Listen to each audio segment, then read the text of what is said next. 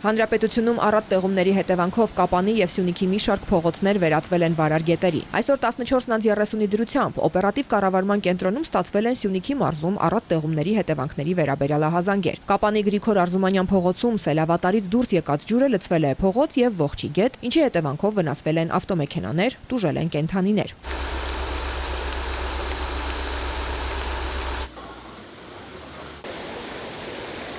Դեպքի վայրում աշխատանքներ են իրականացնում փրկարար ծառայության Կապանի եւ Քաջարանի հրշեջ փրկարարական ջոկատները, ինչպես նաեւ համայնքապետարանի կոմունալ ծառայության աշխատակիցները։ Անվտանգության պահպանման նպատակով Նորավան Լծեն Տաթև ավտոճանապարհը որոշ ժամանակ երկկողմանի փակվել է բոլոր տեսակի տրանսպորտային միջոցների համար։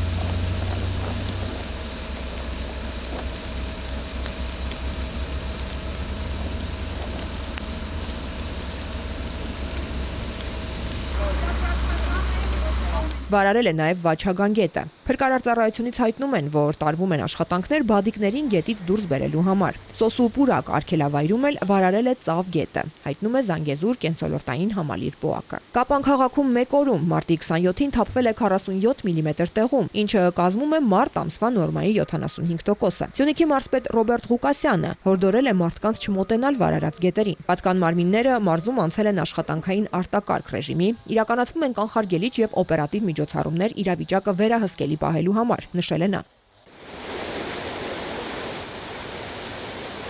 Հիդրոօթերևութաբանության եւ մոնիթորինգի կենտրոնից հայտնում են, որ հանրապետության գետերում դիտվում է ջրի ելքերի մեծացում, իսկ Ողջի, Գորիս գետ, Մեղրի գետ, Արփա, Դեբետ եւ Աղստև գետերի ավազաններում զգալի բարձրացում։ Մարզերում պատկան կառույցները գործում են ուժեղացված, արտակարգ աշխատանքային ռեժիմով, իրականացնելով կանխարգելիչ եւ անհետաձգելի միջոցառումներ իրավիճակի վերահսկելիությունը ապահովելու համար։ Առատ տեղումներով պայմանավորված Դեբետում նկատվում է որոշակի ջրի քանակի ավելացում։ Այսօր եւ վաղը տեղումները կպահպանվեն, իսկ քաղաքացիներին կոչ եմ անում